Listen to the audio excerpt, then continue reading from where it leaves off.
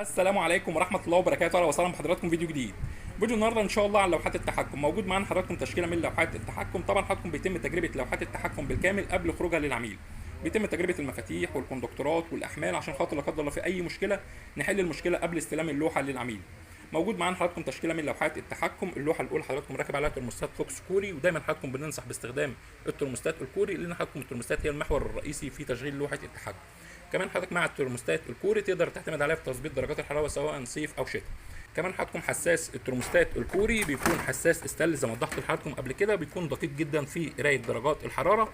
هنا طبعا حضراتكم مطولين سلك الحساس الحراره وكمان مطولين سلك حساس الرطوبه.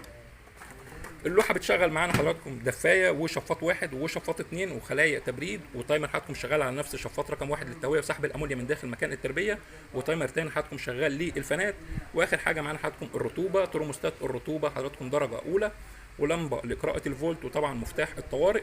اللوحه حضراتكم 6 كوندكتور الدفايه، كوندكتور شفاط واحد، كوندكتور شفاط اتنين، كوندكتور خلايا التبريد، وكوندكتور الفانات، واخر حاجه كوندكتور الرطوبه.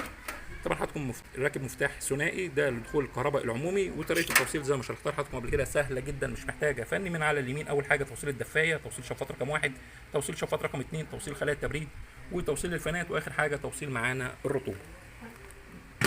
ده حضراتكم بالنسبه للوحه الاولى. اللوحه الثانيه حضراتكم نفس اللوحه الاولى مفيش اي اختلاف، ترموستات فوكس كوري برضو وترموستات رطوبه درجه اولى، وبرضو حضراتكم مطولين سلك حساس الحراره الخاص بالترموستات، ومطولين برضو سلك الحساس الرطوبه زي ما واضح امام حضراتكم. كمان حضراتكم اللوحه 6 كوندكتور زي اللوحه الاولى. اللوحه الثالثه حضراتكم برضو راكب ترموستات فوكس كوري لتشغيل دفايه وشفاط واحد وشفاط اتنين وخلايا تبريد، ودايما حضراتكم شغال على نفس شفاط رقم واحد للتهويه وسحب الامونيا من داخل مكان التربيه، ولمبه لقراءه الفولت.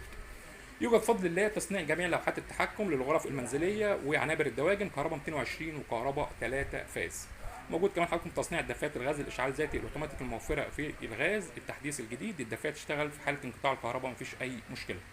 يوجد شحن حضراتكم لجميع المحافظات، وعنوان المؤسسه في عزبه الهجانه مدينه نصر القاهره، ومن على اللوكيشن من اي مكان تبحث عن مؤسسه ابو مالك هتظهر لك على طول ان شاء الله. شكرا والسلام عليكم ورحمه الله وبركاته.